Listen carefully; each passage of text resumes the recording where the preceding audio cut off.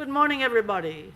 It's wonderful to have so many people here for this very special occasion for a very special friend, colleague, and member of the family. I'd like particularly to welcome not all of you here, but especially those who've come from a long way. And indeed, in particular amongst those are 6 members of Edith's family who will be with us for the meeting. You're most welcome. It's tremendous that you've come. Thank you very much. Now, I'd also like to thank the many sponsors of this meeting, the University of Oxford, Imperial College, the Kennedy Institute, and particularly the BSI who have been sponsors and of course have run the meeting for us. It would have been impossible without them. I'd also like to mention the commercial sponsors. There are several of them and they have stands here. And I'd really appreciate it if you would go and talk to the people on those stands during the meeting. Now, there's one very dear friend of Edith who we'd hoped to be here but could not make it, Sir James Gowans.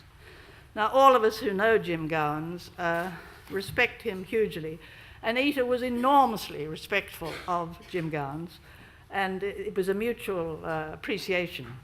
For those of us you who have not been around as long as I have, Jim Gowans gave, in a series of incredibly elegant experiments around about 1960, showed that the lymphocyte was important in the immune response. I mean, it's probably impossible for most of you to realize that we didn't know until then what the lymphocyte did. And his experiments, which were extraordinarily elegant, are totally memorable for any of us who read them at the time and heard him speak about them. He went on to become a secretary of the MRC, that is to say, in modern terms, the director. And he has the most penetrating, frighteningly able brain right to this day. And we all admire him. And I'm so sorry he couldn't come because it would have been very special.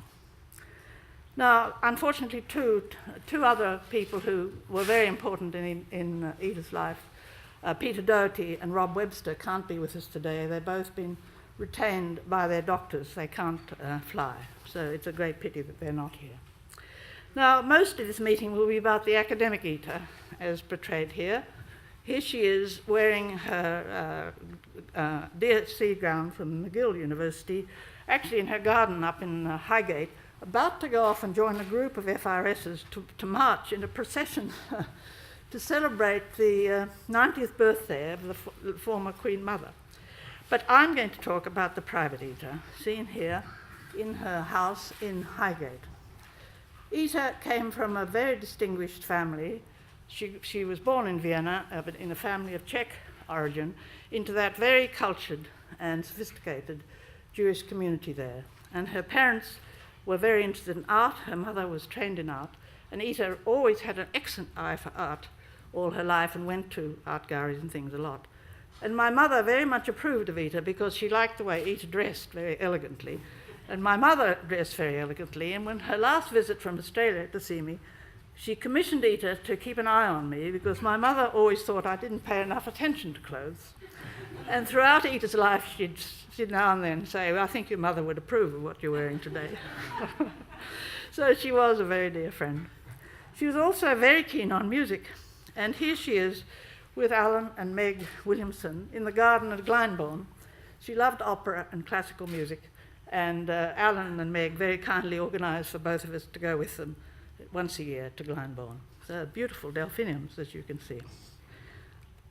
Now, Edith came with me many times to Australia, and she loved Australia. And I've chosen this photograph partly because Miriam Tees, her oldest friend from Montreal, is in the photograph, and Miriam is with us today, always known to people like me as Mim Tees. And Edith had a passion for eucalyptus trees. We're actually at Jervis Bay, south of Sydney. And whilst Edith had a great passion for flora, she actually had no interest whatsoever in fauna. Cats, dogs, birds or babies, Edith didn't notice them. But this time she had to notice this bird because this bird is a feral crimson rosella, an immature one, and is very interested in Edith's footwear. And Edith, as you see, is looking a bit askance because she just didn't notice those sorts of things. Anyway, there we are. That's Edith. Now, if Edith had a real passion outside of science and its participants, it was swimming in the ocean. And here she is at the ocean pools near the house I visit in Australia every winter. And as you can see, she's wearing her towel as a scarf because she didn't really like swimming there because the water was a bit cold. But it's very characteristic of Edith to have a scarf, as you can see. The real passion for her was swimming in the Mediterranean. And here we are, Mim Tees, myself and Ita, in Menorca in about 1975. Ita got together with her equally distinguished cousin, Lisa Askonas, who was an agent for top musicians, and they built a house in Menorca in the Balearic Islands. And for 40 years, Mim and I, and others, on and off, went with Ita to swim in the Mediterranean off some island or other, mostly Menorca, but then the jellyfish drove us away, and we went east and ended up in Meganisi. So here we are in Meganisi in 2011, celebrating 40 years of swimming holidays with Ita. You can see Mim, Ita, myself, and Julia Porter, the widow of Rod Porter, the Nobel laureate who discovered the structure of immunoglobulin. So Ita, as long as that, 2011, we had a wonderful holiday there, but it was the last time, of course, that Ita was able to do that. Now, I had 20 wonderful years with Ita, sharing a house, a little slice of this 18th century stable block near Oxford. And from there, we explored the Cotswolds. We used to walk a lot, but we always tried to position our walk so that halfway along, we came to a very nice pub. And this is the pub we went to practically every year around about her birthday, because as you can see, it has a beautiful display of daffodils. Her birthday being April 1st, it was always daffodil time. And here is Ita sitting on the wall with Julia Porter at the Victoria pub at East Leach. And as I say, Ita was very keen on flora, and here she is in our favourite bluebell wood.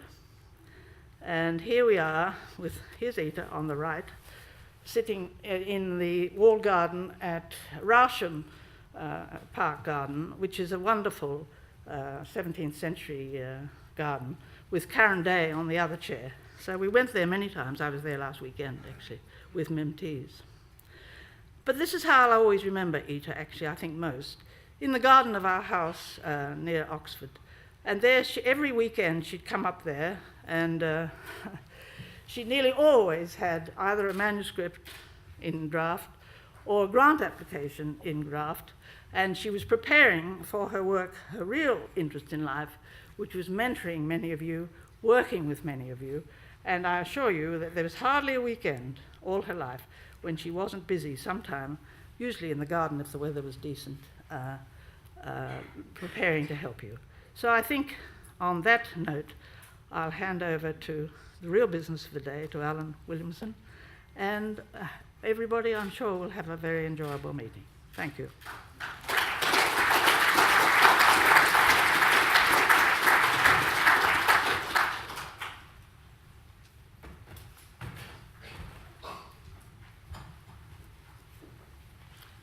Good morning, everyone. It's great. It's overwhelming, actually, to see all these friends and family of Ita. It speaks volumes about her life that she has so many friends. Most scientists have lots of colleagues, but Ita had friends as well as colleagues. In fact, I can't think of any colleagues who weren't friends, because that was the nature of the interaction with Ita. As Bid said, there are a lot of changes this morning. We have, unfortunately, no Rob and no Peter with us. I have some remarks from Peter, which I'll read in a little while, as the introduction to the next part of this. The meeting, as it was set up, seems to be largely about macrophages, but even more largely about T cells. And when we reviewed this, Bid said, there was a lot of B-cell work, and it was actually about 20 years of Ita's life was spent, and that's what I call Ita the B-cell years. And so I was going to say a little bit as an introduction, but it suggested that I expand this a little bit out to just describe those years and what went on at Mill Hill. And since Ita and I worked together for 9 years on this system, that I talk a little bit about this history. Looking around the audience, I suspect quite a lot of people have been born quite a lot later than any of this, so it'll come as a surprise to see the historical context, as Bid said about the discovery of the lymphocyte. And not long after that, the plasma cell was shown to be the origin of IgG. which, again, no one remembers these things now, but they were critical in founding immunology. So, the B-cell years.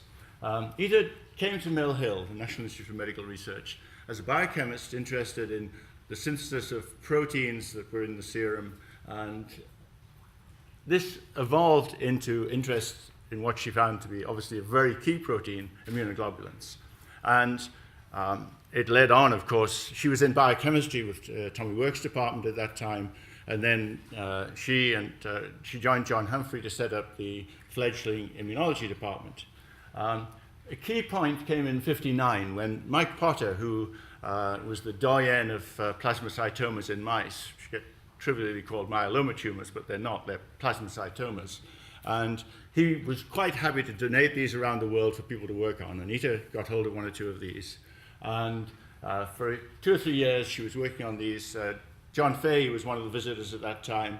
And John and Anita, one of the key things they did was to show that Bence-Jones proteins were in fact the light chains of the immunoglobulins that the same cell made, which doesn't come as any surprise to anyone now, but it was interesting at the time.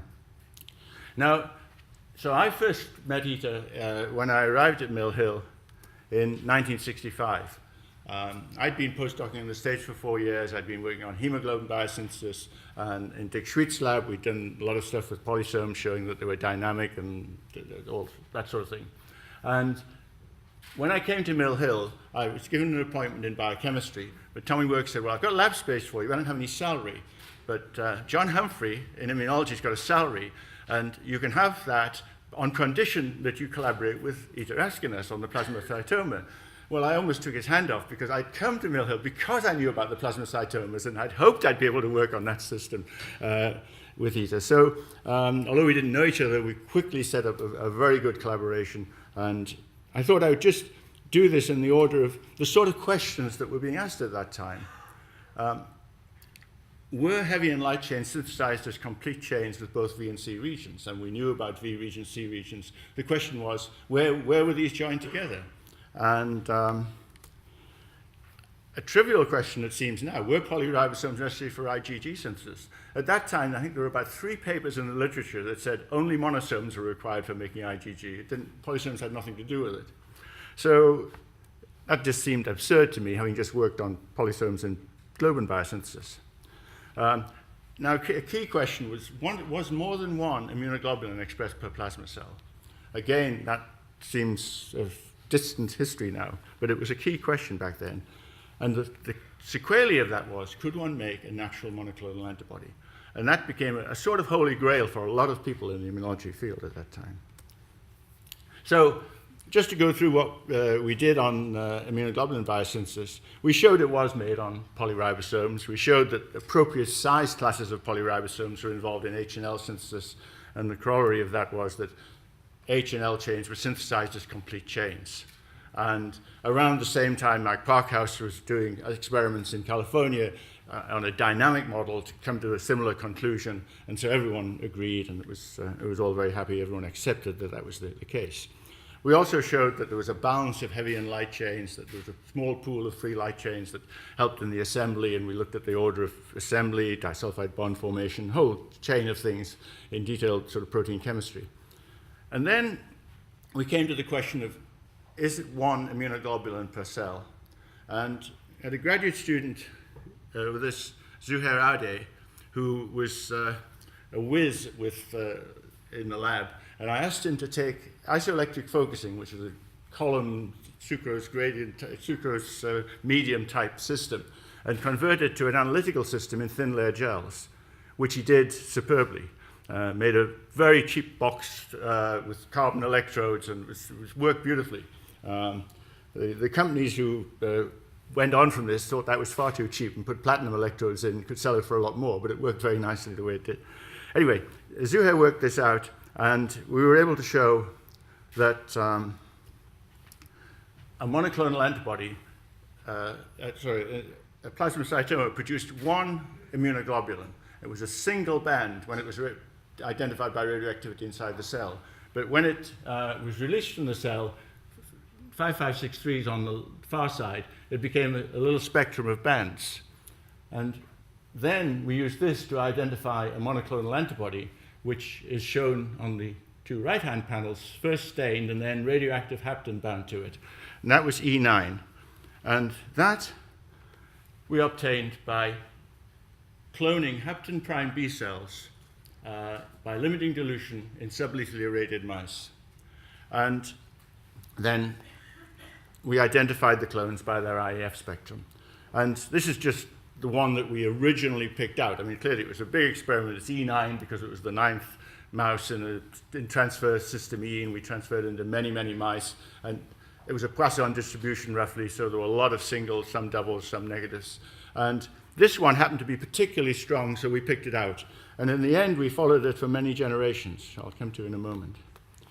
The selected proteins were propagated by repeat transfer, and we showed this was not plasma cells being transferred, but memory cells, because they required antigen and carrier prime T cells for propagation. And by spacing different things out, we could adjust this. And E9 was the one we took through 8 generations of transfer before it eventually died out. There were many other clones that we worked on that we didn't take as far out, but we pushed this one to the limit to see how far it would go. And we calculated that for the memory cells, that was something of the order of 90 cell divisions, which was very reminiscent of the Hayflick number for natural fibroblasts grown in culture, that there was a natural senescence of normal cells. And so this is, I think, the first time, probably the only time anyone's bothered to do this in vivo and show that a natural clone does have a similar sort of lifespan. And we worked out the memory cell half-life, which is about 28 days. So if you transferred the cells without antigen and gave antigen at different times, there was decay of the memory over about that time.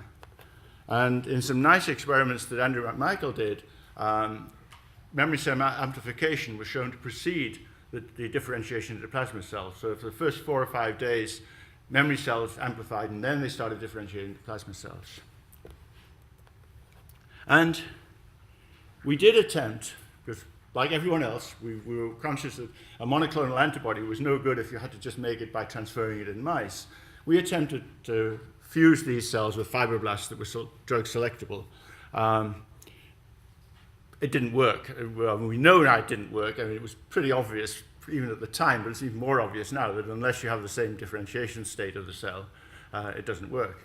I should say that during this time, Cesar Milstein had visited us to learn how to do isoelectric focusing, because he was analyzing his things by isoelectric focusing, but we didn't know quite what else he had. History you all know now from that point on, because this was about 1972-ish. And in 1975, Kohler and Milstein, Celia's here in the audience for this, published the fusion of one of their plasmacytoma cells that had been selected to not make immunoglobulin with natural antibody-producing cells and select monoclonal antibodies. And history shows that that's been enormously valuable. But it wasn't all work. And Bid referred to pub lunches. This was a typical Mill Hill pub lunch, which were fairly frequent. So we did take time off. And someone pointed out to me, why was I drinking and had another pint in front of me? But I think that was whoever took the photograph. I hope it was. So that's the B cell years covered briefly, but it covered about 20 years of Ita's life. And she was an enormously warm person, great to work with. Writing papers with her was fascinating. I discovered quite rapidly that Ita did not like particularly putting words down on paper. We'd sit and talk about the results, and we'd come away, and then she'd say, well, I can't get this down. I said, well, look, I'll bring a little tape recorder in, and we'll talk it onto a tape. And so nearly all the papers we wrote together after that were done that way. We talked through the results, decided what they meant, decided what we wanted to say, put it on tape, took it to the secretary who typed it out, we corrected it, and that was it. And it became a very, very good way of writing papers together. It was marvelous. Now, it's very sad that Rob and Peter can't be with us today, but Peter has sent some comments, memories of Ita, which, if you don't mind, I'll read out to you. I first met Ita in 1974 when I gave a seminar at Mill Hill, just before the Second International Immunology Congress in Brighton. That was right at the end of a long tour, in inverted commas, through the US and the UK to publicize our findings and conclusions re MHA restriction. My enduring memory is of a clear-thinking and very attractive woman, and I guess my seminar, at least, must have had some effect on her. The next thing I knew, Ita was working on cytotoxic T-cell problems. And as we had both chosen to use the Influenza A virus to probe specificity, we soon had the same results concerning cross-reactivity and serologically distinct viruses. Over the years, Ita was a tough competitor, a good colleague, and a constant friend. We didn't always agree. People don't in immunology. And I soon learned that she did not back down easily. When, during the early 90s, Ita became upset about the fact that few immunologists were being elected to the Royal Society, she organized for me to fly across twice a year from Memphis to serve on the relevant sectional committee. Working together, we did get more immunologists up, in inverted commas, though, because of a recent rule changing at the RS, we were bothered by the fact that too few were UK residents. More social memories of Ita. Pole dancing with Cesar Milstein on an evening boat cruise in the Aegean. The imagination boggles. Being driven by Ita in a stick-shift car in central London when she must have been in her 80s. Running into the two Bridgets at the English National Opera on at least 2 occasions. And I certainly remember those because Bid and Ita and Meg and I were a foursome that went to the opera together all the time. And I remember Peter turning up. We didn't know he was around. He just turned up and out of the blue. Lost my place in this now. Oh, yes. And our final dinner with Liz Simpson, who's sitting in the front row, and Rob Webster after an RS meeting on the flu gain-of-function experiments.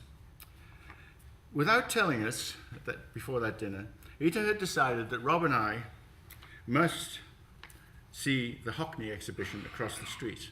And Bid referred to Ita's love of art, and clearly she was about to educate Rob and Peter in Hockney because they probably didn't know his work. We arrived at the restaurant, were duly dispatched with tickets and went through the whole thing in about 30 minutes. Fortunately, the paintings were very large. Ita left a wonderful legacy in the published scientific literature, in the extraordinary list of outstanding investigators who trained with her or were helped by her. However it came about, those of us who were accepted by Ita as friends were greatly privileged. We all miss her. So, we turn to our rearranged agenda, but we haven't rearranged the first speaker. The first speaker has to be Alain Townsend, because this was the transition in the early 70s when Ita moved into T cells, as Peter Doherty alluded to, and Alain Townsend arrived at Mill Hill, I think in 79, and did the outstanding work that he became extremely well known for. And without any further introduction, Alain Townsend.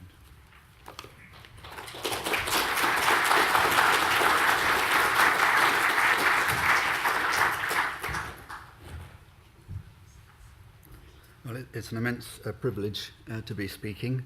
I, of course, as many others, remember Ita with immense affection. I came to her from clinical work. I'd never picked up a pipette. In fact, I managed to get out of doing a practical project as an undergraduate by writing an essay. But I had been inspired by Stan Peart, who was my clinical teacher, and by reading Claude Bernard, and very much wanted to try and do some science, particularly in T cells, because in the clinical work I was doing, I was seeing patients who had what appeared to be rather unpleasant autoimmune diseases, probably mediated by T cells. At least they were MHC-related diseases. And so I came to see Ita on a rainy afternoon, October 1978, and had a very interesting conversation with her about flu. And she said, would I like to come and work with her? And I said yes, and to be supervised by her and John Skehel. And the question was really, what do T cells see in the flu? And to talk about this, I'm going to go back a little bit to the beginning. Which one of these do we push? Right. But before doing so, I just want to acknowledge the people in my lab who've done the work I'm going to describe with me. And Tim particularly has done a great deal of work on the animal model I'm going to talk about, and the T-cell work. Pramila is a student from Nepal whose main work is actually on B cells, because I'm really glad you mentioned B cells, because I only really heard about them quite recently, and we are doing some work on B cells, which I hope Ita would be pleased with, to try and make antibodies against these nasty flus, which from humans, so human monoclonals. But I'm not going to talk about that today because I don't have time. Lisa's worked with me for 18 years, thank goodness, and is, I guess, rather to me, as Pat Taylor was to Ita, very special and important. And Julie's about to join us. And then these are various collaborators who've been extremely helpful. Our sorting facility is outstanding. I still speak to the Johns at NIMR very regularly. Irvin has taken over from George Brownlee at the Dunn School, and all the virology is overlooked by Irvin and Jane. And then recently we've done quite a lot of work with Cantor, who's become interested in these strains, vaccine strains that we're producing, and lots of different contributors to the funding. In the backdrop, I just want to mention this, and I know Rob was going to talk about this, but there are some viruses out there that are really quite frightening, and I'm very frightened of this one, which doesn't cause illness in chickens that it infects. So unlike H5N1, where you know you have a problem because all the chickens die, in this one infects the chickens, but it doesn't kill them, but it does now have started infecting humans along the eastern seaboard of China. And last year there were about 135 cases with 44 deaths, and this year up to February the 24th was about double that number with the same proportion of deaths.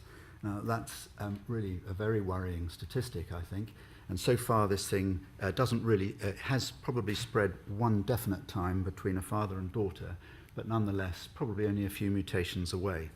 1/3 of all the isolates are resistant to all of the known drugs, and so there will probably be no specific therapy. So can we get somewhere with a vaccine? Well, to talk about the vaccine side of things, could one make a vaccine against pandemic flu? I like to go back to the very first experiment when the virus was first isolated from humans at Mill Hill. And one of the key observations was that Laidlaw's, Andrews and Smith swapped viruses with Shope, who'd isolated the pig virus 2 or 3 years before, but the ferrets that had recovered from infection with one of these viruses was either completely immune or partially immune to the other, and yet there was no serological cross-reactivity. So at this very early stage it was clear there was some form of immunity going on which was not related immediately to neutralization by antibody. And this was picked up by Schulman and Kilborn with this classic 1965 paper that Ita read and had us all read in great detail, where this was extended to cross-protection between H1N1 and H2N2, again with no serological cross-reactivity. And at the time, what was clear from this paper was that this form of immunity was post-infection. It didn't prevent infection, but it limited replication once it had started.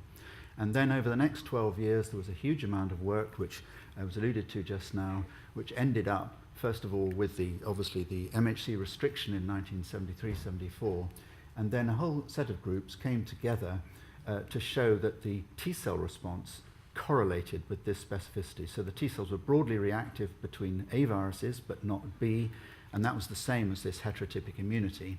And then shortly after this, in fact, the first experiments were for Yap and Ada, and then Ita did a beautiful experiment with Lynn, who was in the lab when I was there, with a clone, showing that this form of immunity was transferable with T cells. It doesn't mean to say that it's only T cells that do it, but these T cells played a very key part, and these were absolutely clear results. So the question was then, was this true in humans, and then what were the T cells seeing?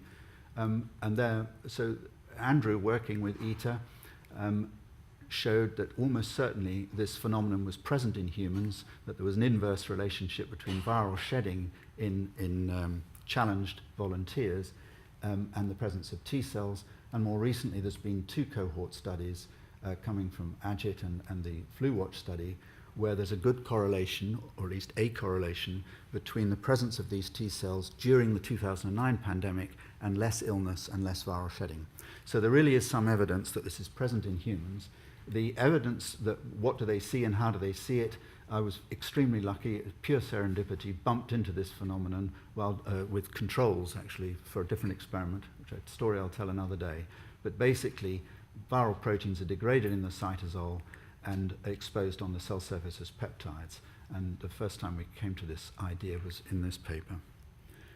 So this is the kind of issue, and can we make a vaccine that does this? Well, in fact, there is a vaccine that does this already. There's a licensed vaccine.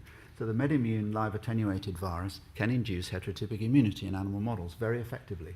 This is temperature sensitive. There are 5 mutations which limit the virus replication at higher temperature. So it replicates in the nose, which is 2 degrees lower temperature than the lung, and it replicates poorly in the lung.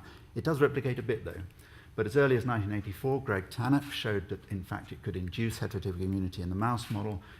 Tim Powell did a nice paper, and in a little bit earlier, in fact, Parker Small had shown that it would induce heterotypic immunity in ferrets.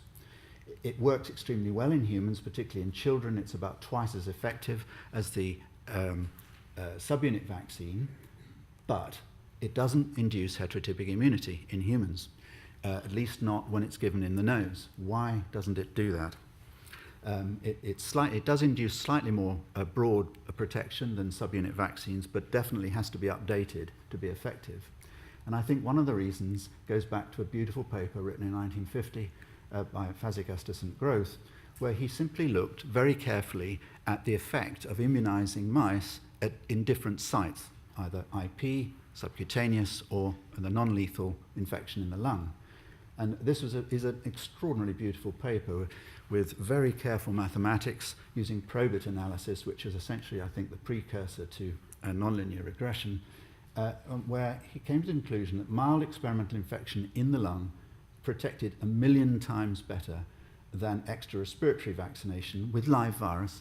So you could give 1 million times the dose IP, and you get some protection, and you could induce T cells, but when you titered the challenge doses, it was 1 million times less effective. So maybe it's something to do with getting it in the lung, and this is a beautiful paper from Cantor using an H5N1 live attenuated virus, where 10 to the 6 TCRD50 given to the total respiratory tract, it is protective, whereas you can give 10 times the dose in the nose, and if you do that, you get the same number of T cells in the spleen. You actually often get a better antibody response, but you do not get protection against death. So giving it in the lung does seem to be important. So the problem with the MedImmune virus is at the moment, it can't really be given as a pre-pandemic vaccine. One, because it's got a full-length hemagglutinin gene in there, which could reassort into seasonal flu and actually cause a pandemic, which is not what you want. And they are very reluctant to give it direct to the lung in humans, because I suggested to them, why not do a trial where you actually give this as an aerosol and see what happens?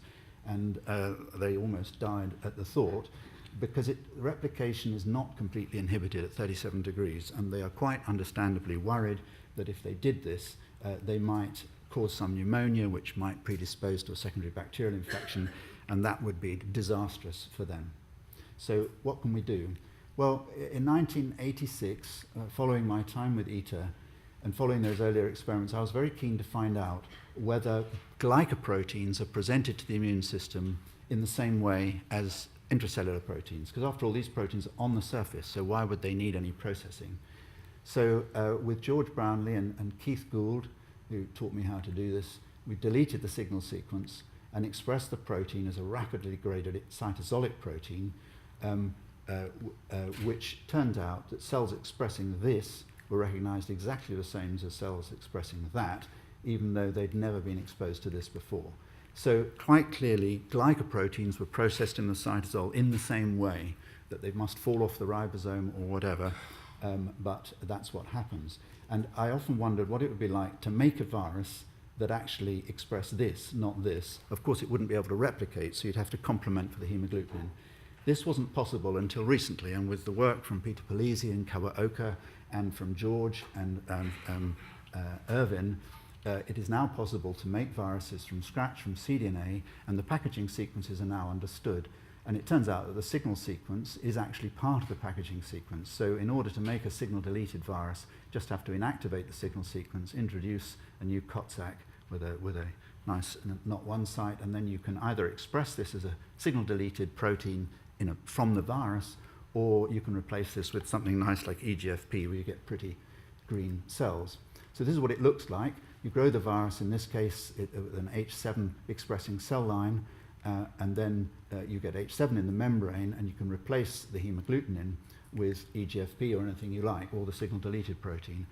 And I hope that this can actually be given as a pre-pandemic vaccine in principle, because you haven't got a viral RNA that can reassort, so you've got rid of that problem. And because it doesn't replicate, you can give an absolutely defined dose and infect an absolutely defined number of cells, and therefore it should be possible to give it direct to the lung. But the question is, does it work? Nice idea, does it work? If you express it in cells transfected with HA, you get beautiful spreading plaques. In untransfected cells, you get single-cell infections. On the cell surface, you only get neuraminidase, not hemagglutinin. Obviously, with the wild type, you get both.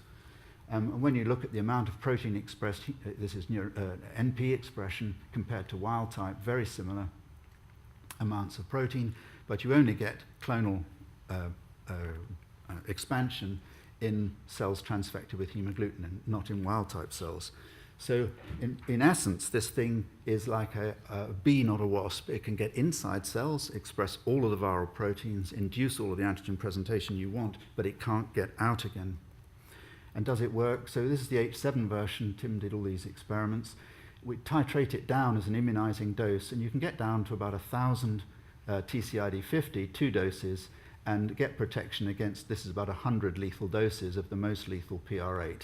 So that's heterotypic immunity. This represents about 10,000 mouse immunizing doses in 1 ml that we can get. So very good yields. We can give a little bit more and then challenge with 100 times the dose of PR8. So we're now up to 100,000 lethal doses. You get some weight loss, but the mice recover. Single dose will also protect them, but it is totally avirus specific. So it is classic heterotypic immunity, as you might hope. It does matter where you give the virus, so you can give 10 times the dose IP twice, and then you get some protection, but it's nothing like as good as you get if you give it IN.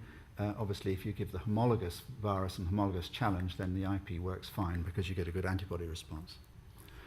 Why is all this? Well, I don't think it's rocket science. It's very simple that if you give local priming in the lung, you get a tremendous T-cell response in the lung. If you give it IP, you get plenty of T-cells in the spleen, but you get very, very few in the lung, about 30-fold less. The effect is to reduce viral replication. This is what Ita showed with her clone many years ago. And when you look at the histology, this particular Cambridge strain of PR8 gives a very nasty necrotizing bronchiolitis in the mouse lung, but either heterotypically or homotypically immunized mice protects you get a big lymphocyte infiltrate, but it protects the columnar epithelium of the small bronchi. You get lots of T cells detectable here with tetramer in young mice, but also in old mice. And when we look, we can protect old mice. These are 2-year-old mice. We can protect mice that have the ifittum deficiency. These are mice that lack a membrane protein that restricts the entry of flu, and you get a little bit of weight loss, but again, heterotypic protection works. So we wanted to go a bit further, and I described these results to Cantor, who was a very good friend of Ita's, and in fact joined in a wonderful meeting in Oxford about 6 weeks before Ita died. We had a day-long meeting on flu, and Cantor said she would look at this in direct comparison to the live attenuated virus from MedImmune to compare them directly. So if you give the 2 viruses and look at just after a week, you get about a few % of cells in the lung, but after a second dose you get a big increase, and they're really quite equivalent. And when you look at the viral replication in challenged mice after vaccination, 1 or 2 doses, 1 dose is not so good, 2 doses you get complete inhibition of replication in the mouse lung. 1 dose or 2 doses will give protection against weight loss, and here in heterotypic, a little bit of weight loss, a single dose can still do it, and they look very equivalent. Here in the ferrets, 1 dose can block replication of an H6 virus by about 3 orders of magnitude. Both viruses very similar, and there's one difference, and that is in the nasal turbinate of ferrets. The non-replicating virus does not work quite so well as the replicating live attenuated, but in all other situations it's about as good. So this thing does work. it seems to be able, I hope, can overcome these two problems, and it works better. The alternatives are to make recombinant DNA vaccines using adeno and MVA, and it does work, I have to say, quite a lot better than those, and here's just an example, but an example where they need to give 5 times 10 to the 9 viral particles. You know, we can give down 10,000 times less, and it might inhibit delayed weight loss a little bit, but really these are not very impressive results. So we're working with MedImmune to see if we can take the MedImmune virus and introduce this change so that then their virus could be given into the lung. Similarly to what is being done in Mexico with live attenuated measles. About 1 million children at least have been given vaccination by aerosol, and the WHO are hoping to use that system to eradicate measles. So there is a precedent for doing that. This might not work because often if you combine attenuating mutations you end up with nothing because the thing is so attenuated it just won't do anything. But if it did work, in terms of taking this through regulation, we could then take the same path as MedImmune have already done, but with a virus with an added attenuating mutation, which would make life a little simpler. But otherwise, we'll have a go with that on its own. And I think I'm going to leave it there. Ita, I hope Ita would approve of this. I know we used to talk about live attenuated flu a little bit in those days, and her comment was, doesn't really work, it's too weak. But actually, it does work. You may need to give a little bit of a higher dose and so forth, but it does work, Pache, Ita. So I'll stop there and take a question or two.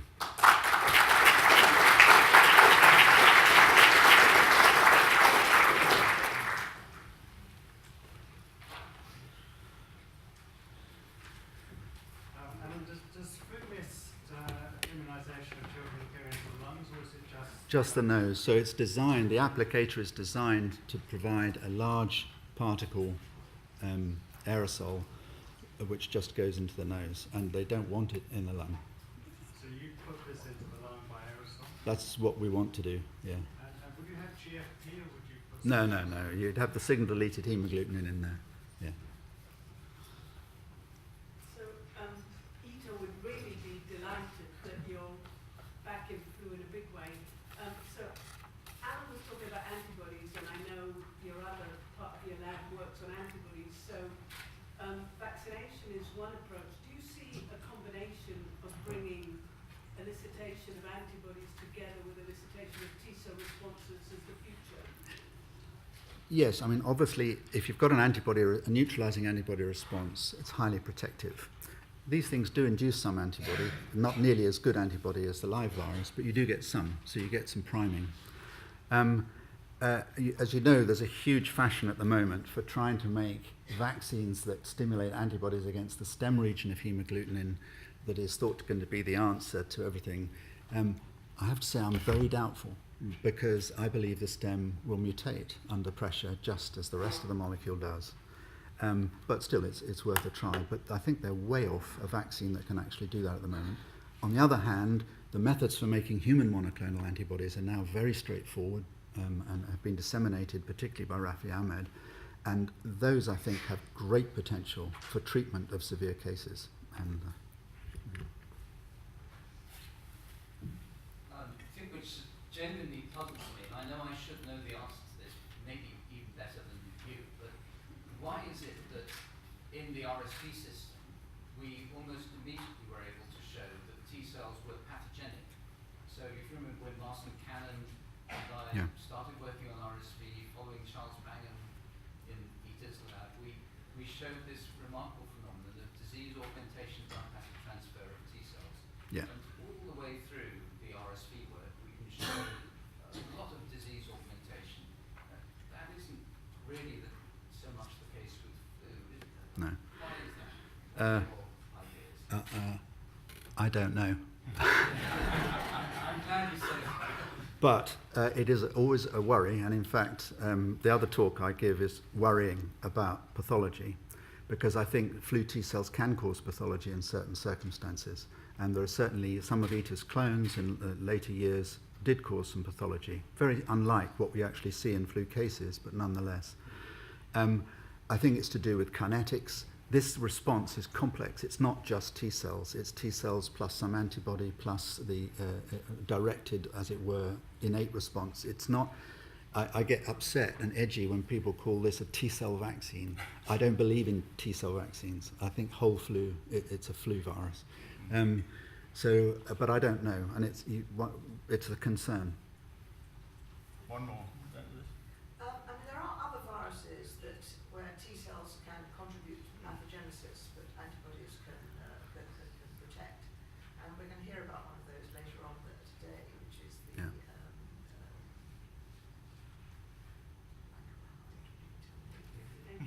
Dengue, yeah, sure. And it's very interesting the way that different viruses lead to different responses with respect to pathogenesis. I agree. And protection. But Can we learn from the study of different ones to select the right one, or do you think it's going to be very virus species specific? I think, at least in flu, there's a very good model of pathology in pigs where an antibody that doesn't neutralize but still binds can induce what looks like an antibody-dependent increase in pathology. That's a very specific situation. It doesn't occur with live virus vaccination. It only occurs with subunit vaccination.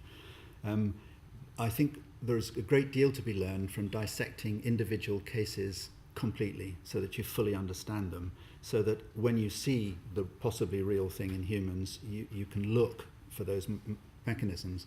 The problem is when the human situation is so complex, and when people get very sick, they've nearly always got secondary bacterial infections on top of other things. But there is a paper worrying about complement-mediated damage in the lung of patients during the 2009 pandemic. It's been relatively ignored, but nonetheless, maybe, yeah. Thank you, Alan.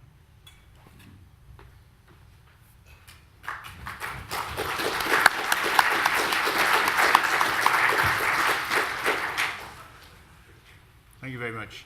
Our next speaker is Andreas Wack, who is going to take us on to a different aspect of combating flu, interferons in influenza infection. And there's a nice link, obviously, back to Mill Hill, where interferon was first discovered by Alec Isaacs, way, way back. Don't give my story away. All right. I'm going to introduce you then. Thanks very much.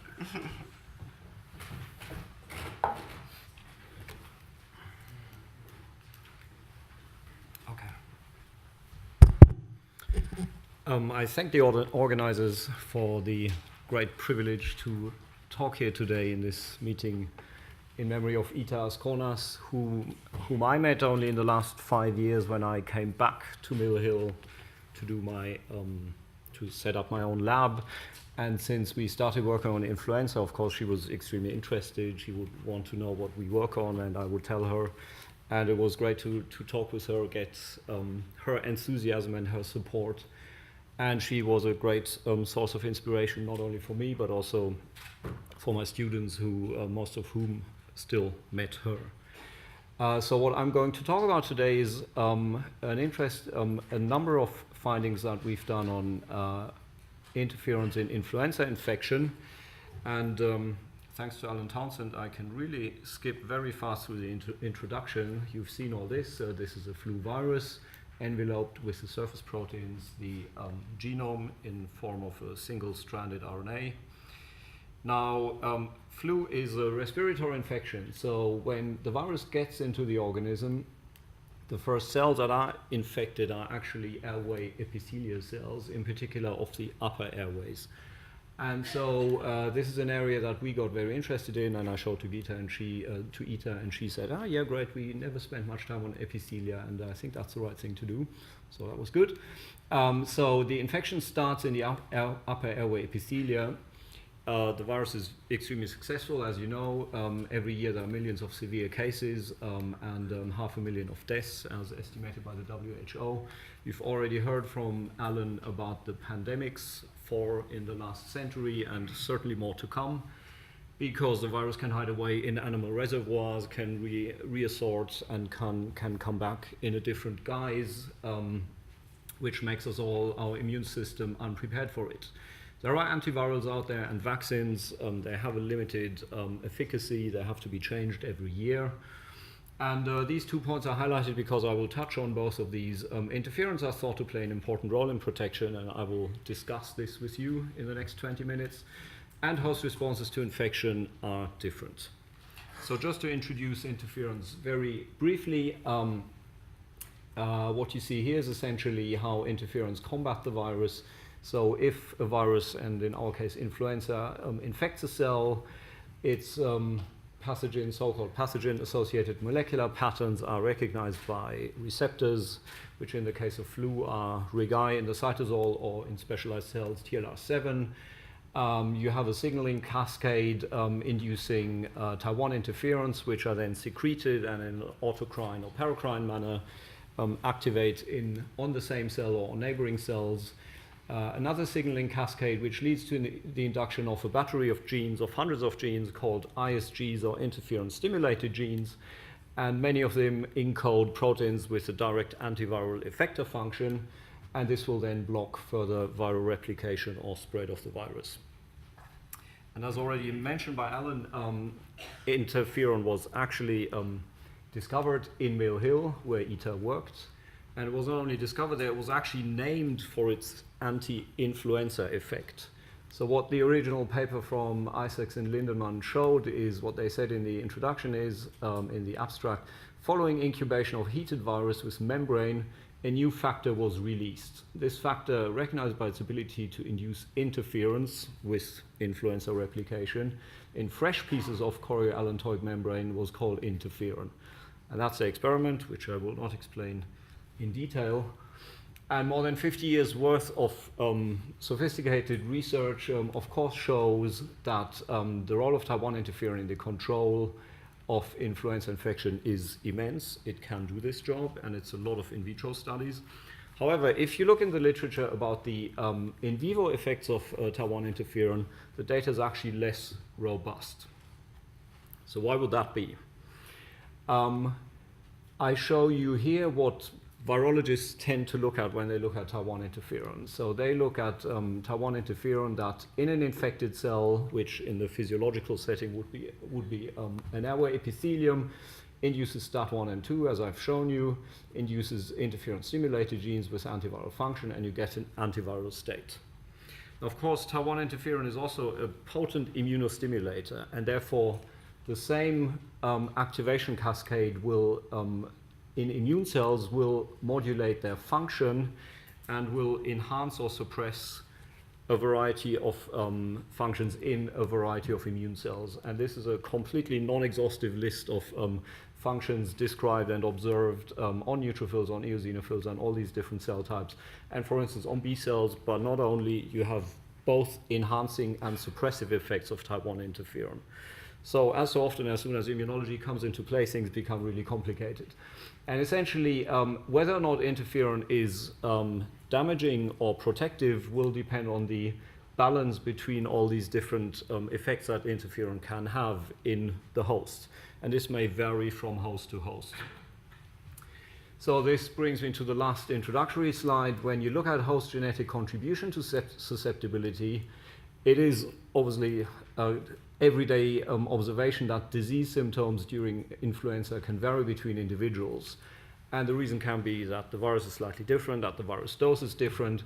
It may be that one person had got the vaccine, the other hasn't, and therefore has antibodies.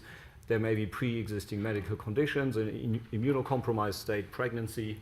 But all this doesn't account for everything that's happening. So you can have two different individuals, perfectly healthy, not immunocompromised, with the same degree of pre-existing immunity, and still the symptoms will be different. Now this is actually quite clear, but in the light of how clear that is, it is surprising how relatively few studies are out there so far to look at this. So there is a series of studies done in Utah where you have extremely detailed church books and also church books that go back a long time. So what people have done was to look at susceptibility in family groups across generations, and what became clear from these studies is that you clearly have a genetic component, because you would find across 3 or 4 generations that severe flu would be clustered in some families and less in others. Another study that became very famous is, of course, the IFIDEM3 study, which you could say is probably the first host genetic determinant of severe disease shown in the human population, and that was shown in the H1N1 pandemic by this beautiful work done in Paul, under the guidance of Paul Callum, together with the Mosaic study, which probably Peter Openshaw will touch upon tomorrow, and Tao Dong has shown exactly the same thing in the Chinese population. So what we got interested in is, do host differences in immune response actually contribute to the outcome of influenza infection, and what is the role of interferon in all this?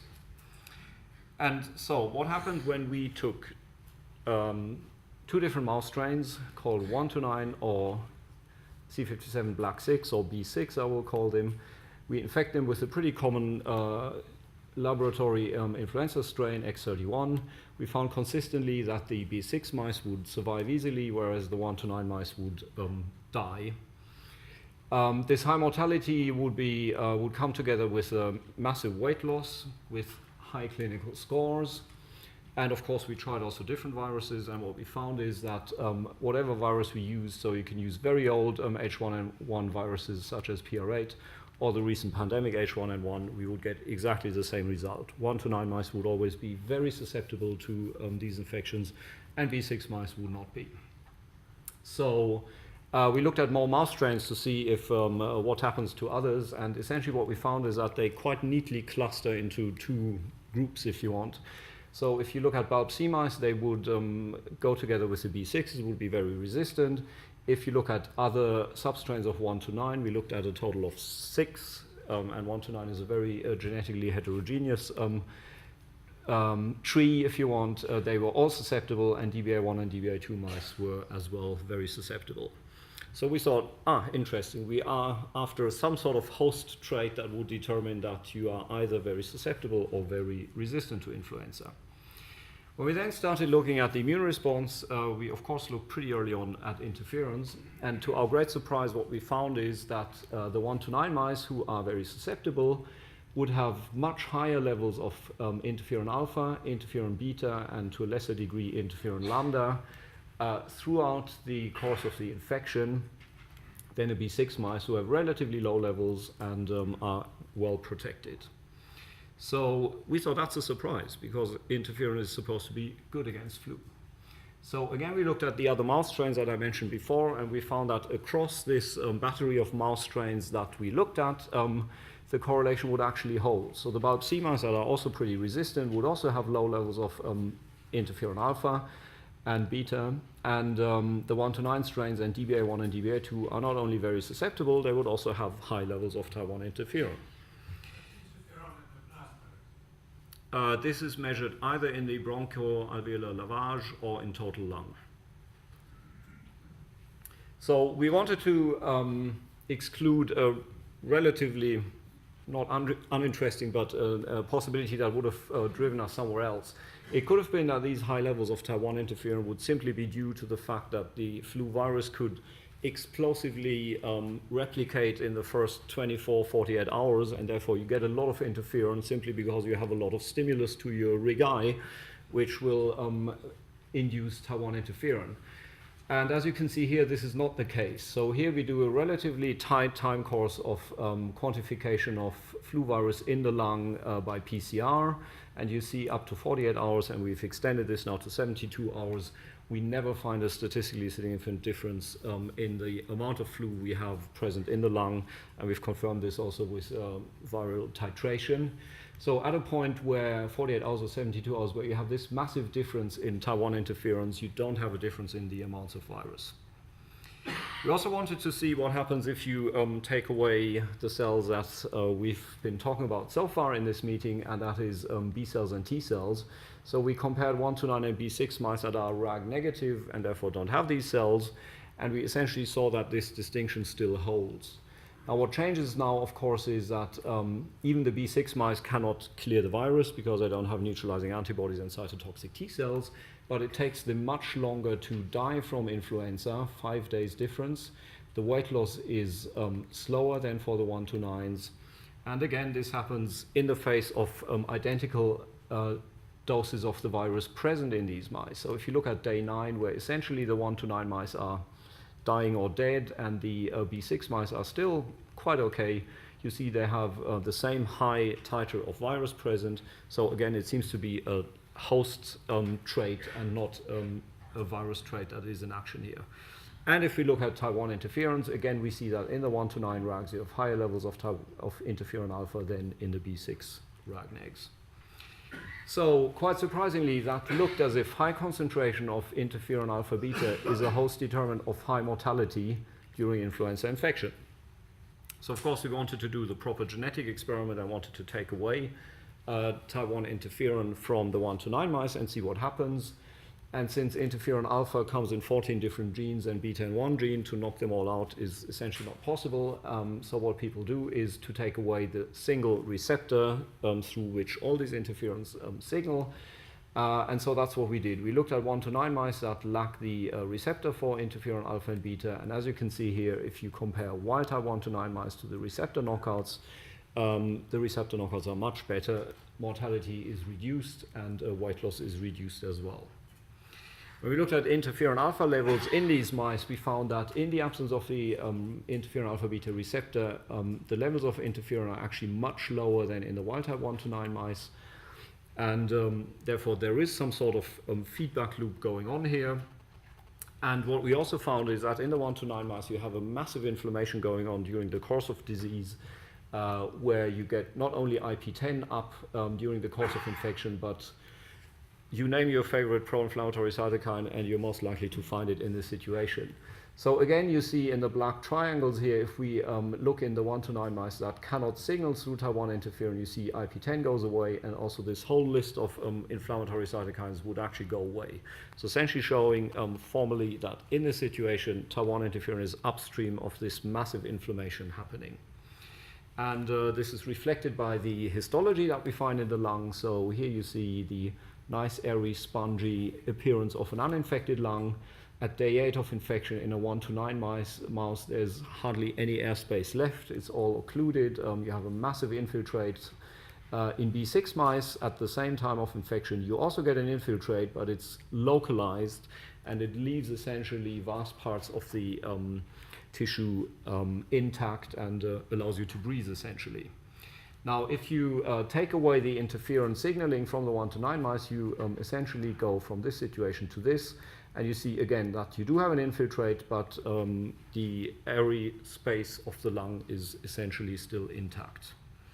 Now, we wanted to have a better look at the what cells represent this lung infiltrate, and so we tested for a lot of different immune cells, and we found one cell type consistently increased in the 1 to 9 mice, as compared to the more resistant B6 mice or the 1 to 9 mice without interferon signaling, and that's plasmacytoid dendritic cells.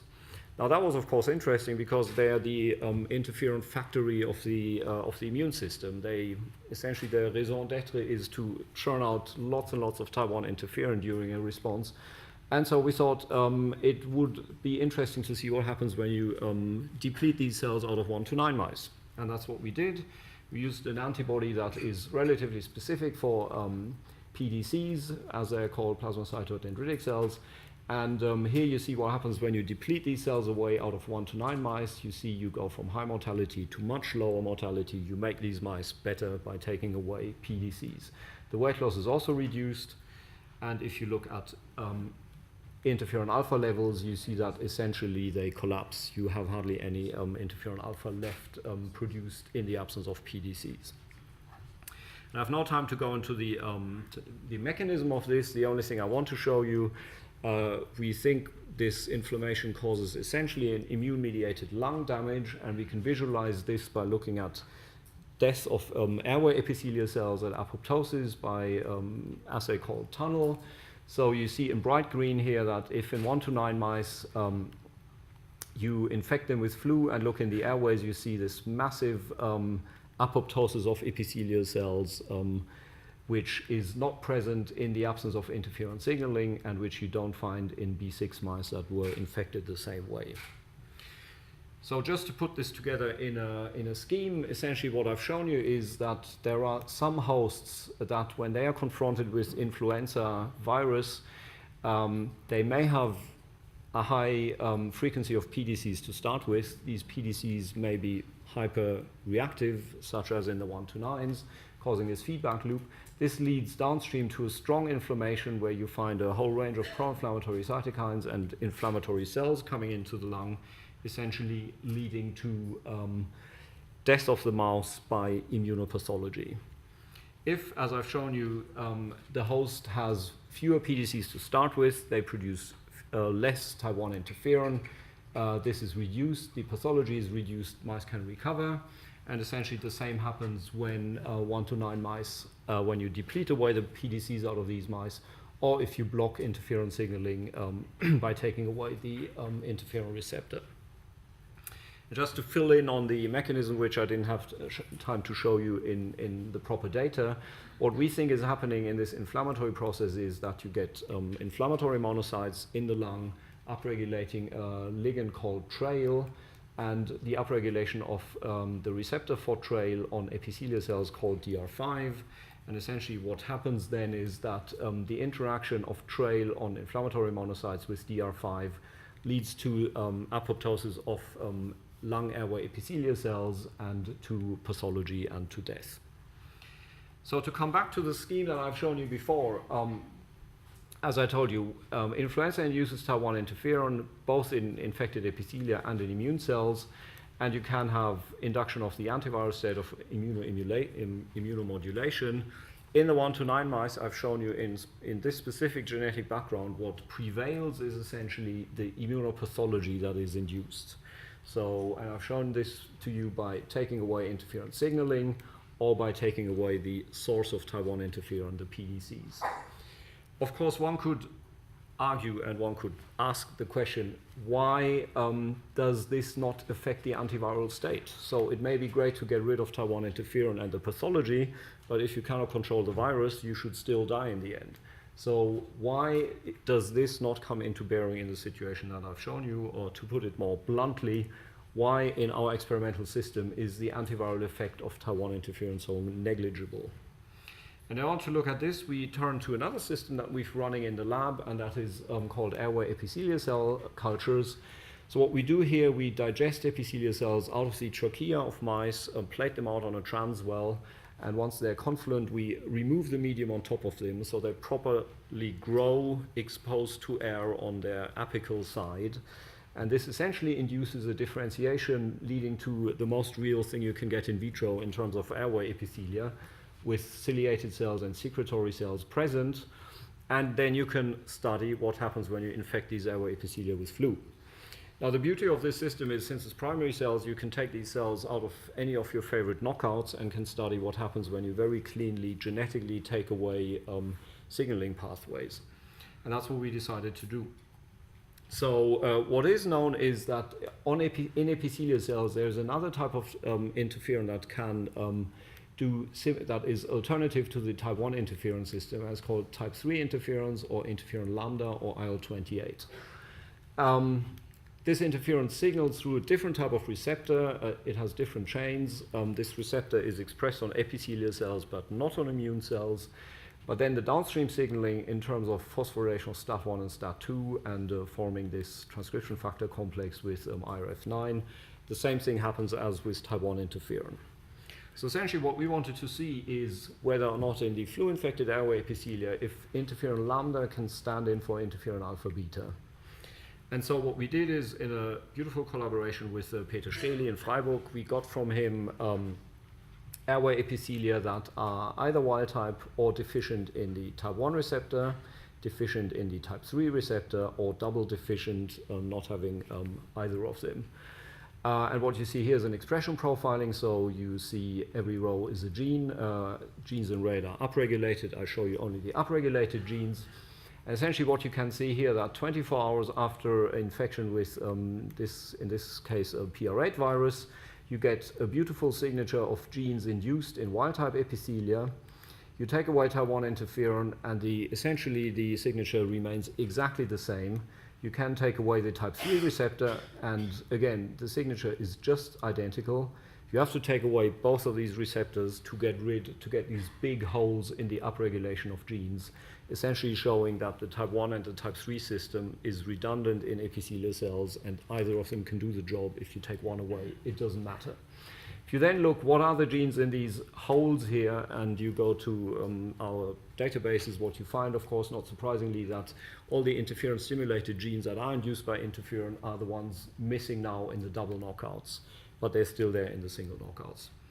And this then means that in these airway epithelia, the double knockout epithelia cannot control the virus as well as the wild type, so you get this more than 1 log difference over 48, 72 hours in culture. So again, to come back to the scheme that you've seen by now a number of times, influenza not only induces type 1 interferon, which can act both on epithelial cells and immune cells, it also induces interferon lambda, which can stand in for type 1 interferon on the epithelial cells, but it doesn't do anything on immune cells because they don't have the receptor for it. Therefore, when I showed you before, when you take away type 1 interferon, it has relatively less effect on the antiviral state because lambda is still there, but it has a massive effect on the immunomodulation because immune cells don't have the type 1 receptor. And with this, I will close. The consequences of this are, of course, interesting, and we try to follow up on this. So in the human population, you may have individuals that have a lot of PDCs or are very prone to produce a lot of type 1 interferon, and they could be in an at-risk group for severe influenza. It also means that if you think about treating influenza-infected people with interferons, you should think twice or 3 times anyway, and you should certainly consider if interferon lambda may not be the better one because it has less of an inflammatory effect than type 1 interferon. And of course, we're interested to understand in the 1 to 9 versus B6 mice what is upstream of this difference, so what is really inducing this. So the most important slide, of course, is this one. These are the people who do the work. The B6 1 to 9 difference was entirely worked out by Sophie Davidson, a PhD student in the lab. Stefana Crotta is the person who set up the airway epithelial cell system and has done this and other studies on this. And all these other people are also great people who work on other great projects. So with this, I would like to close, thank the facilities in Mill Hill for their great support.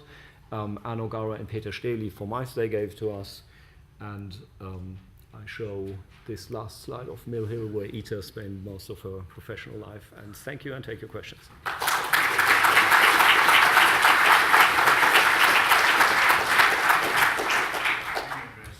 Here we go. Excellent. I can't even get there before there's a question. I'm back to know now. Very simple.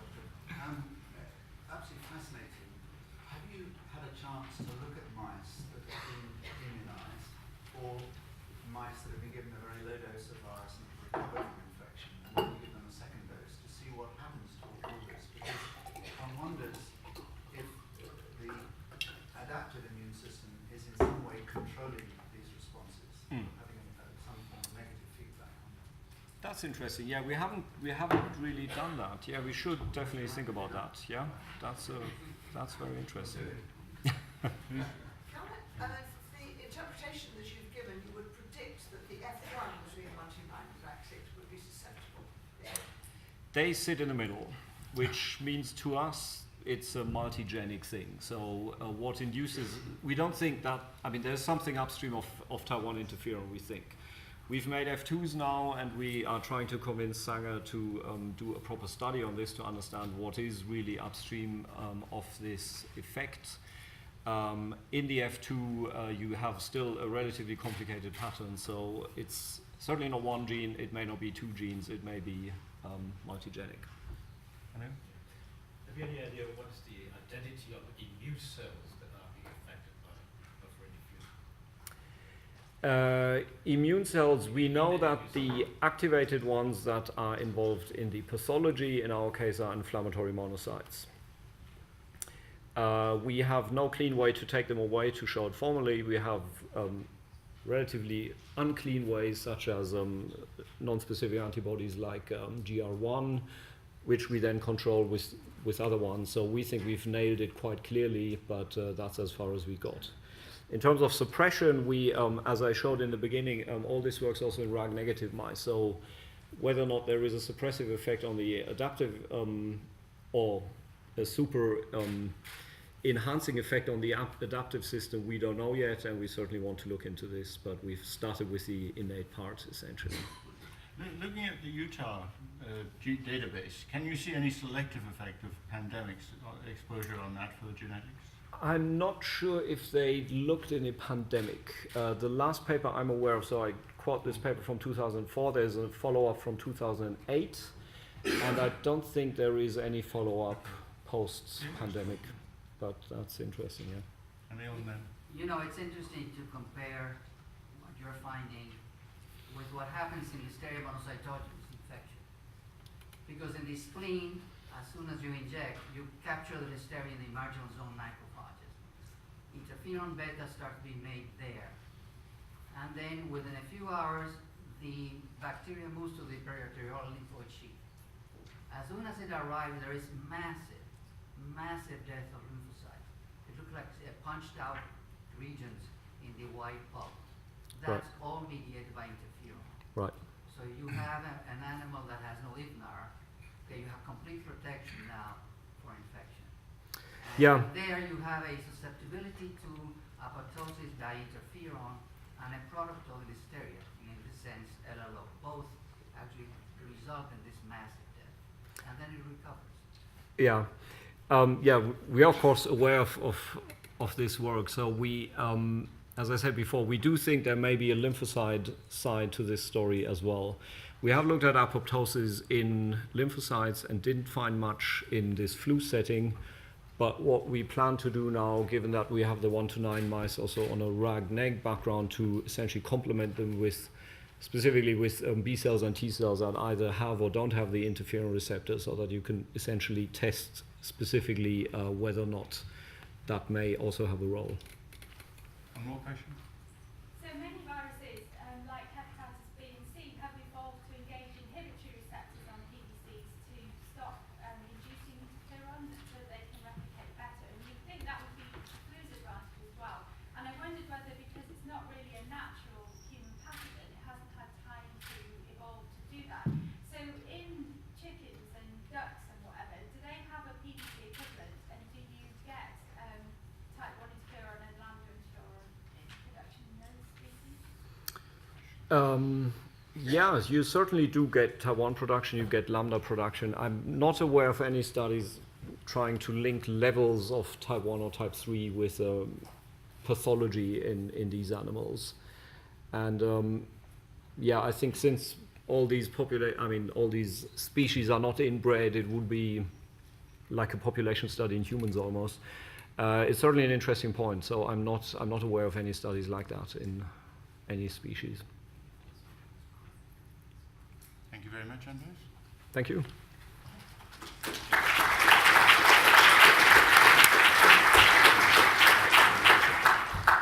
So, B cells, macrophages, T cells, but a very special sort of cell this time.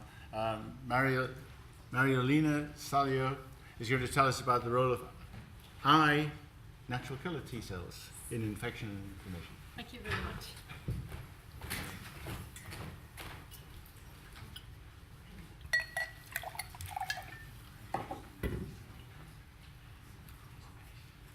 Good morning, everybody, and thank you very much for the opportunity of being here in this meeting to commemorate the scientific life of ITER. And I've been working in the WIM with Enzo for a long time now, and since I moved from Basel. And in the past 10 years, I was very lucky to meet Ita often on a Friday afternoon when she used to come to the WIM and sit in the coffee lounge and sort of discuss about science and experiments with all of us. And she always shared a special enthusiasm and a lot of encouragement. And I've discussed with her a lot of times some of our work on NKT cells and a novel system, a third system of antigen presentation, which I'd like to share with you today. And you're all very familiar with the fact that the majority of T cells will recognize peptides presented by MHC molecules. But a third sort of system, a third way exists in which the antigen-presenting molecules are MHC-like and are called CD1. And the T cells are a special subset of T cells, which I'll describe in a minute, and are called NKT cells. And the CD1 molecules really present lipids and not peptides. And so the three players lipids, CD1 and NKT cells. And NKT cells are, in a way, a special subset of T cells in that they are sort of semi-invariant TCR expressing. So whole NKT cells in humans will express a T cell receptor with the V-alpha 24 segments joined with the J-alpha 18, which means they all have the same CDR3. And this pairs with only one V-beta chain, V-beta 11, where some variability in the CDR3 exists. The CD1 molecule, in addition, is monomorphic, unlike the MHC. And so it presents glycolipids, as I mentioned before. And the other characteristic of these cells is that when they are selected in the thymus, they're selected already as memory cells. And this because they undergo a spatial selection pathway and selected by double positive thymocytes and not epithelial cells. And when they come out of the thymus, they already have pre-stored mRNA and cytokines in their cytoplasm, and they can rapidly secrete IL-4 and interferon gamma upon TCR engagement. And also, unlike many peptide-specific T cells, naive cells, which are rare in the periphery, NKT cells are relatively abundant, and in mouse livers, they can be sort of up to 10-20% of lymphocytes. In the spleen are also very abundant. And to date, the strongest agonist described is alpha-galactosyl ceramide, which I'll call alpha-gal-cer. And this is how it looks like. It's a glycolipid, and it has a ceramide base, which is the CD1 binding site, with a fatty acid and a sphingosine chain. And the portion that is recognized by the T cell receptor is a galactose. And if we look at the crystal structure of CD1D alpha-gal-cer here in this picture on the left, which was solved in Enzo's lab in collaboration with Yvonne, in parallel with another structure solved in Oxford by Guillaume Stewart-Jones, Andrew, and Yvonne as well, you can see that the molecules look very much similar. In fact, CD1 is a non-classical class 1 molecule. They both have an alpha-1, alpha-2 domain that delineate the groove. They're beta-2M associated, but the groove in CD1D molecules is much deeper and more hydrophobic than the peptide binding groove. And if we zoom into it here, okay, we're looking at the groove here with, in orange, the lipid, the alpha-gal-cer, and you can see that the two chains, the sphingosine chain here on the right and the acyl chain, really bind tightly in what are called the C and the A prime channels. So MHC molecules have sort of pockets in the binding groove, and CD1 has these tunnels. And really, the only thing that comes out for recognition for the T cell receptor is the sugar, the galactose in this case. And we and others have done sort of lots of structure-activity relationship studies, and basically, if you slightly modify either the galactose or even the length and saturation of the acyl and the sphingosine chain, you can dramatically alter the way the T cell receptor recognizes this complex and what cytokines the NKT cells will make. And there's basically two ways in which NKT cells can get activated when they recognize CD1 lipid complexes on the surface of the antigen-presenting cells. In some cases, here as an antigen-presenting cells, we have ADCs. You can have sort of pathogens that you come into contact with that will contain some lipids that are capable of binding CD1, and this would be sort of processed and handled in the lysosome for loading and recognition. But in other cases, and actually this is the majority of cases, the microbes really don't have lipids that bind or have them, and they bind with too low affinities or are not as abundant. And what the infection does really, it triggers via TLR, NOD-like receptors and other sort of pattern recognition receptors, a mechanism in the disease that modulates the self-lipid antigen presentation pathway in a way, and some enzymes that control lipid biosynthesis, for example, beta-gluc-cer, which control the synthesis of beta-gluc-cer, the first lipid in the sphingolipid pathway, is upregulated. There's more lipid made, CD1D can be upregulated, and self-lipids are exposed for recognition, and this is what we call autoreactivity. And although the affinity of binding of these complexes can be relatively low, this signal is co-stimulated by cytokine, IL-12, IL-18, and type 1 interferon, and perhaps this is also a way that this population links in with the data that Andreas has presented previously. And the list of bacteria that has antigens that bind to CD1 is sort of growing. Initially it was shown for Sphingomona, Borrelia, Ehrlichia, and also some bacteria in your gut have been shown to present some glycosphingolipids, and this is important for the homeostasis of NKT cells in your body. But as I said, in the majority of cases, you sort of trigger this autoreactive pathway via TLR stimulation and combination of cytokines. And sometimes, actually, cytokines are sufficient even to trigger NKT cell activation in the absence of a TCR signaling, because they express high levels of IL-12 and IL-18 receptor. And just to give you a flavor of this autoreactivity, here we are looking at NKT cell activation against monocyte-derived dendritic cells in human, and there is a basal NKT cell activation here in red against immature dendritic cells, but if you activate them with a variety of TLR receptors, the autoreactivity goes up, and this can be blocked by anti-CD1D and, in combination, anti-IL-12. Now, this capacity to recognize self and foreign lipids presented by DC, by B cells or other myeloid cells really is key to the immune regulatory functions of NKT cells, because they would be able to sort of interact with this population under any condition of inflammation, sterile and non-sterile, mainly driven by self-lipids. And in this way, they kind of feed back to the antigen-presenting cells via a variety of cytokines, but also via cell-cell interactions, which are very important. And this really sort of underscores their regulatory role in a variety of interactions.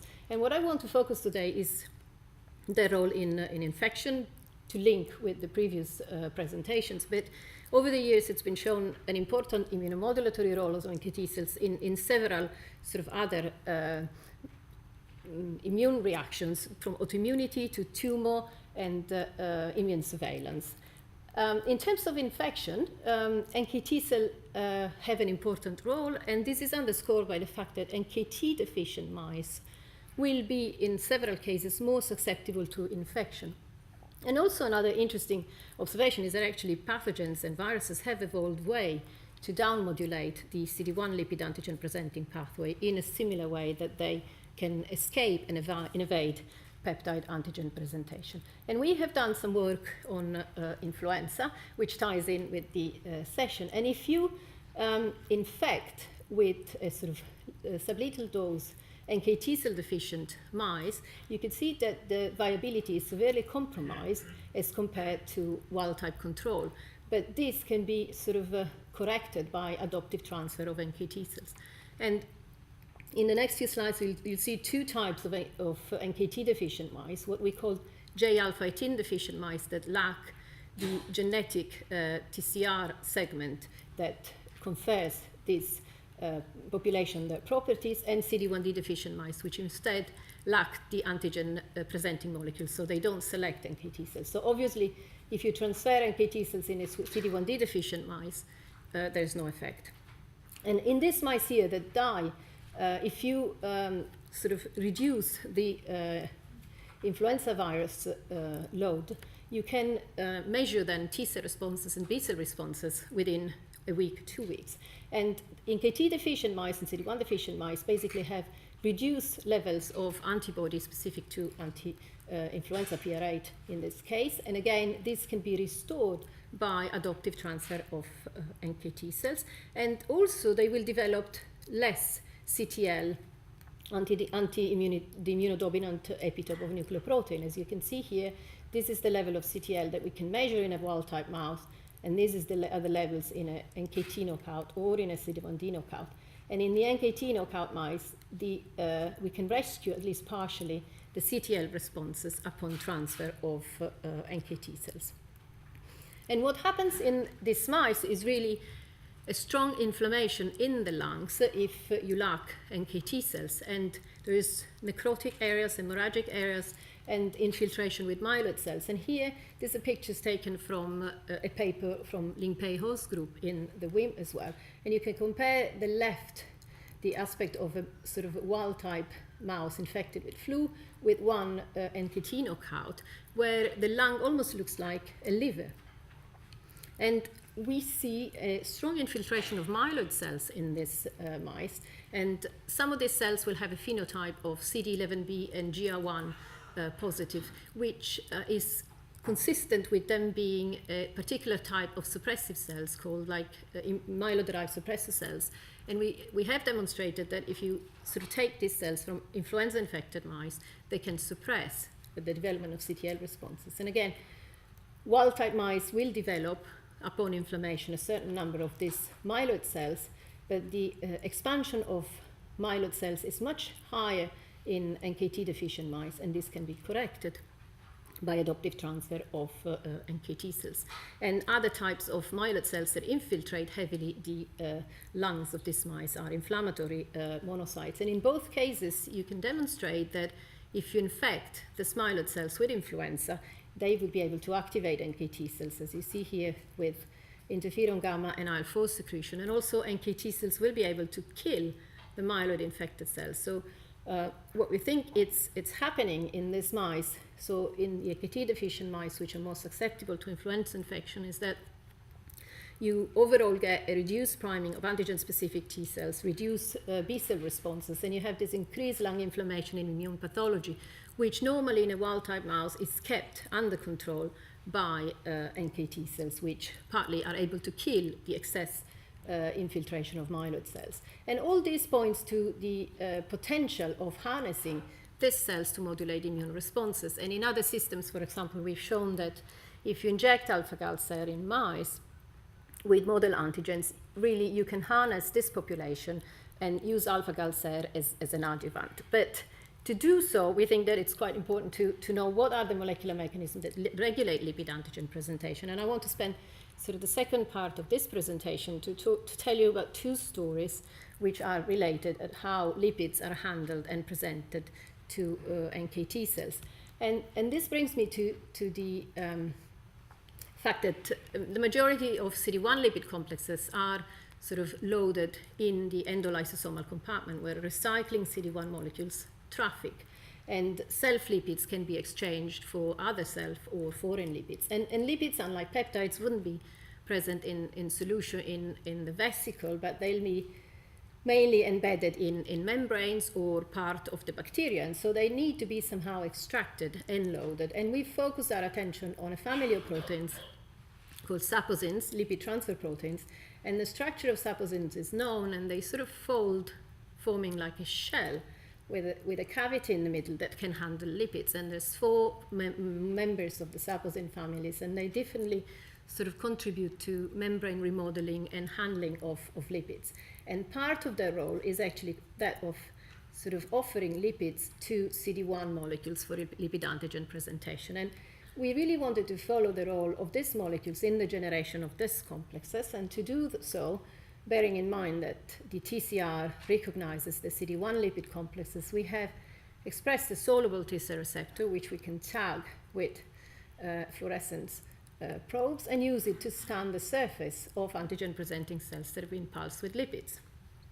And if we do so in a wild-type cell, so saposin competent, these are THP1, which is a myelomonocytic cell line, human, pulse with alpha-gal SER, the model antigen. Depending on the dose of lipid, you get nice complexes forming at the cell surface. However, if you knock down saposin by shRNA, the density of the complexes is markedly reduced. And the specificity is demonstrated by this experiment here, whereby you can reconstitute the formation of lipid complexes by re-expressing saposin in the deficient cells. And the effect can be demonstrated for many lipids, and also is even more dramatic for gal-gal SER, which is a disaccharide that leads loading in the lysosome and handling and processing in the lysosome. And presentation is almost entirely abrogated in the absence of saposin. Now, not only synthetic antigens, model antigens, are dependent on saposin for loading. I mentioned earlier that we can modulate NKT cells autoreactivity by playing with TLR ligands. In this case, we have infected the antigen-presenting cells, so the THP1, with bacteria, Listeria, Enterococcus, or Klebsiella, and in other work, we've shown that these leads to upregulation with beta-glucoside synthase and formation of self-lipid complexes, which can be detected by the TCR. And again, the complexes are detected at much higher levels in wild-type cells as compared to knockout cells, presupposing knockout cells. And so in this set of data really underscores the role of the lipid transfer protein saposin in regulating lysosomal presentation of both synthetic and self-lipid antigens. And in this way, saposins work really as lipid editors, modulating the repertoire of CD1 lipid complexes that the antigen-presenting cells will display to the NK T cells for recognition, together with co-stimulatory cytokines. And this brings me to the second story of antigen presentation that I want to tell you about, which is connected to the lysosome, where the CD1 lipid complexes are generated. Not only CD1 lipid complexes, but generally MHC peptide complexes for class 2. And if you think about an antigen presenting cells that sort of internalizes antigens by either receptor-mediated endocytosis, phagocytosis, or by autophagy, sort of coating the vesicles with autophagy-related protein, this cargo ends up in antigen-presenting cells in a compartment where there are the right conditions to keep peptides and facilitate loading on class 2. And at the same time, this is the compartment where CD1 lipid complexes are loaded. And autophagy has emerged as a cellular mechanism that is important in class 2 antigen presentation. And you would probably know autophagy more for being a sort of evolutionarily conserved mechanism that the cell uses to get rid of its garbage in a way.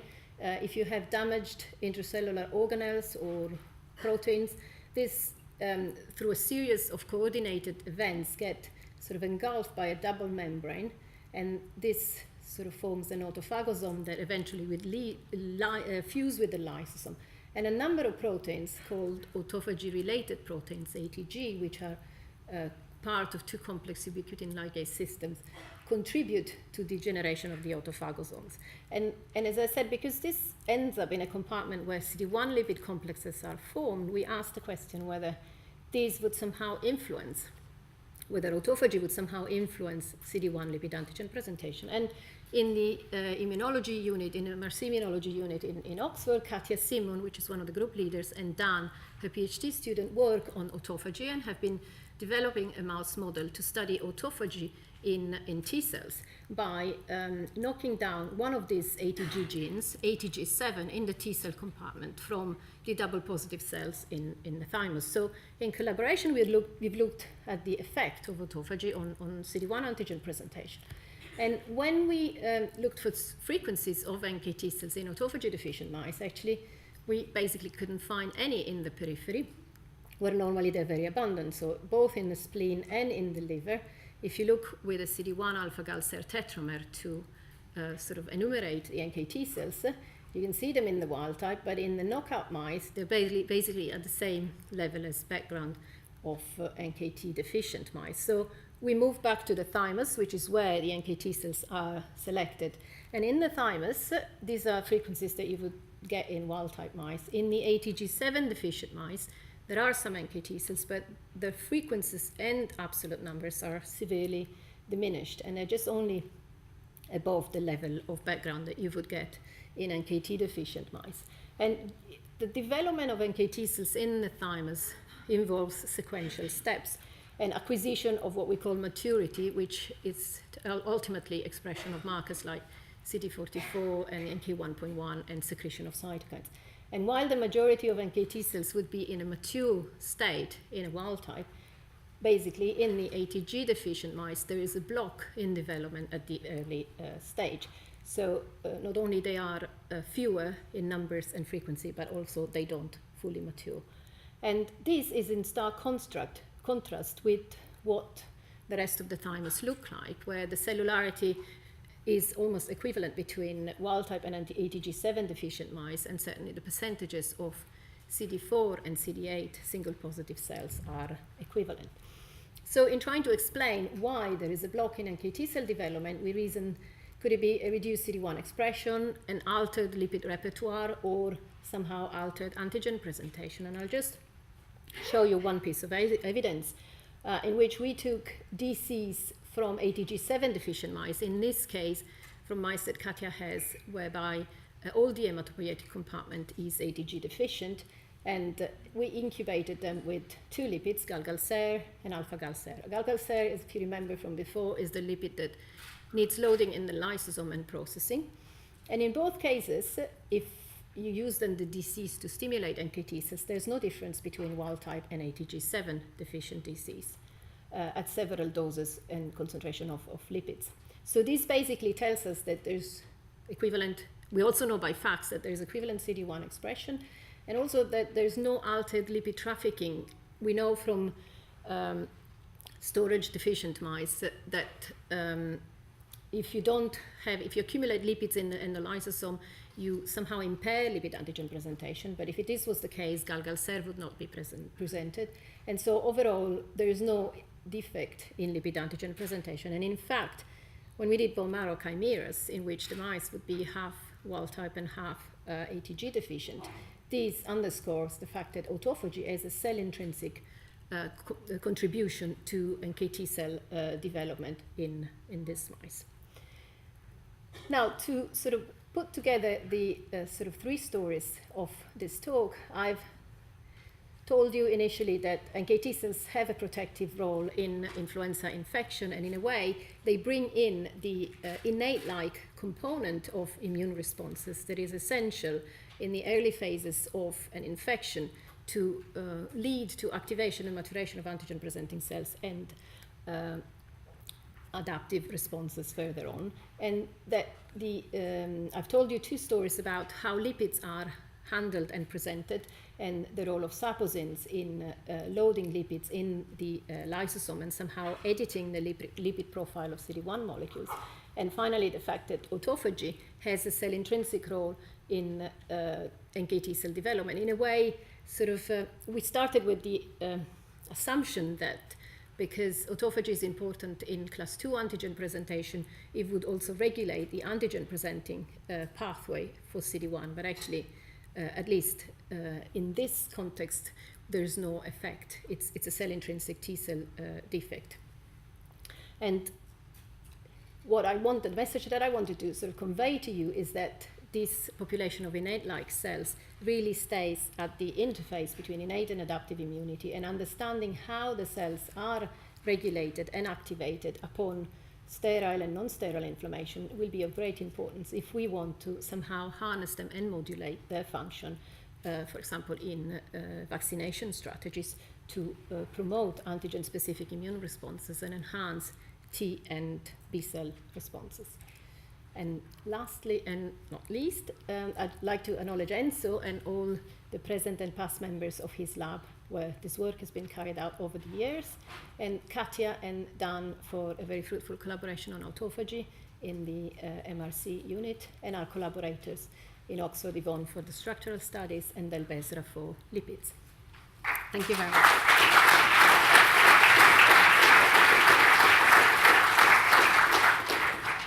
Thank you very much, Maria. Alain. Questions?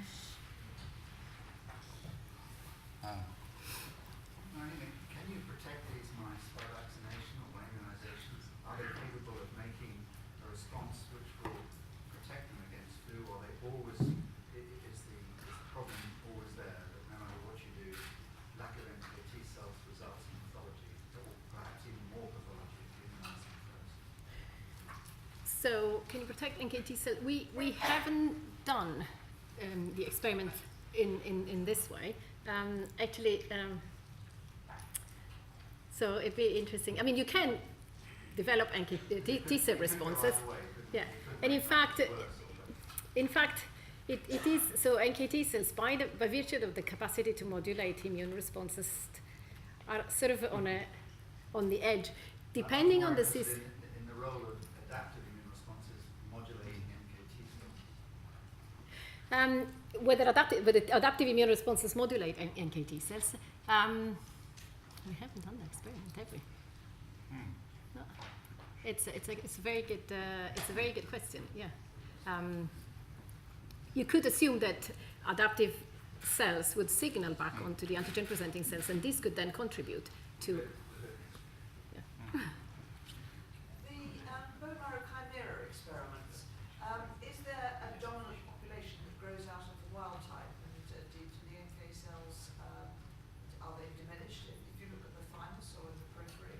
So in the bone marrow chimeras experiment, so basically if you look at the thymus and you look at the NKT cells that develop there, the mature NKT cells there would only be wild type and not NKT deficient. So we had anticipated that if it was a defect in antigen presentation, the wild type thymocytes could correct it in trans, but this doesn't seem to be the case. I mean, this doesn't completely.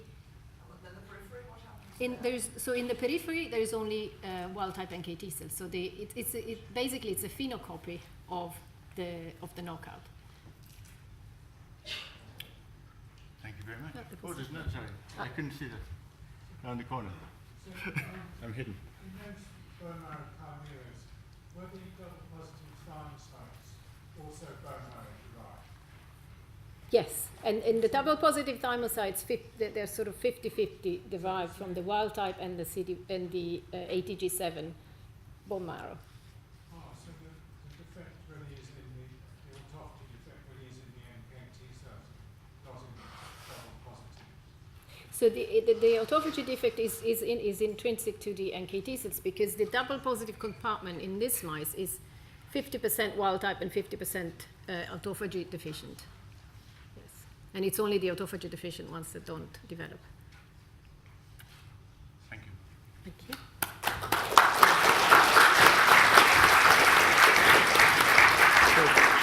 Thank you to all our speakers this morning. I'm very impressed. It's a long time since I chaired a meeting of immunologists, and my memories were of everyone overrunning and the session overrunning. And talking to David Wraith, our next chairman for the next session on macrophages this morning, my job was to make sure we got to coffee on time and to make sure that you all get back from coffee on time, because I know at immunology meetings everyone talks too much at coffee and doesn't come back. So please, at 10:30, back for the next session. Thank you, everyone.